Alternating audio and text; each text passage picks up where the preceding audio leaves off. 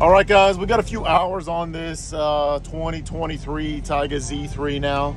As you can see, this boat is flint gray and electric blue. Real sharp looking boat here. Really stands out on the water.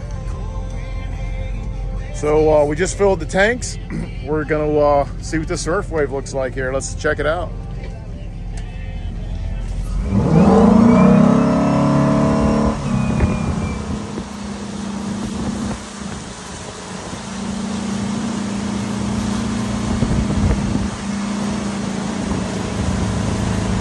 Woo! That's pretty good right there.